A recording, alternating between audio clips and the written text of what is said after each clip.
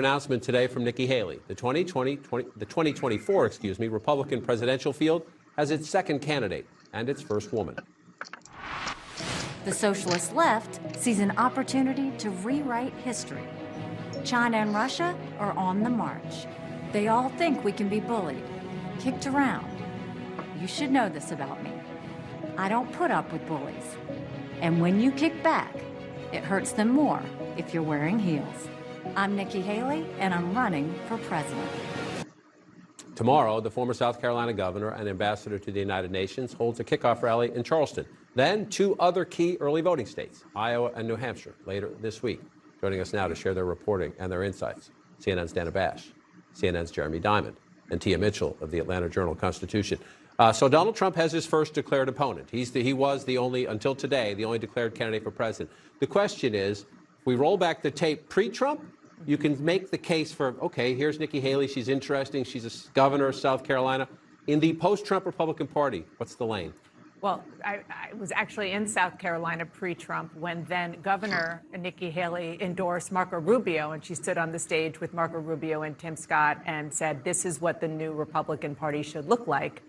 That was before she became Donald Trump's UN ambassador, and kind of went back and forth many times when it comes to supporting or not supporting him. And that was one of the things that was most fascinating about her video. By the way, we could spend like an hour talking about it, dissecting it, because it was very intentional, a lot of points she wanted to make.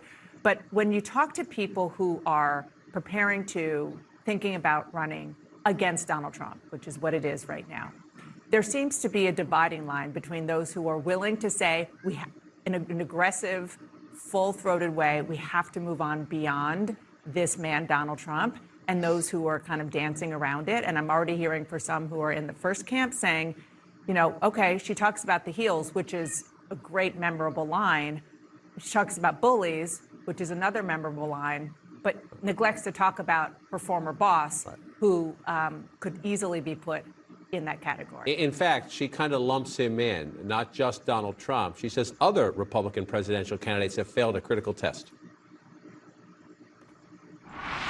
Republicans have lost the popular vote in 7 out of the last 8 presidential elections. That has to change. It's time for a new generation of leadership to rediscover fiscal responsibility, secure our border, and strengthen our country, our pride, and our purpose. It seemed to me to be if you're for Trump, or DeSantis for that matter, if you're for a Trumpy candidate, think again, right? Is that the point she's trying to make there? To try to shake the Republican primary voter, think again. I think she's saying that, but what is she giving them as a true kind of contrast to Trump or DeSantis? Because she's still talking about wokeism and the radical left and criticizing the 1619 Project. These are all the same type of talking points you'll hear from a Trump or a DeSantis. So, you know, to Dana's point, she's talking around the edges, not really saying the thing. And I don't know if that's going to resonate if she truly wants to present herself as an alternative to these other candidates. It's a great question. Does she run as Governor Nikki Haley or Ambassador Nikki Haley?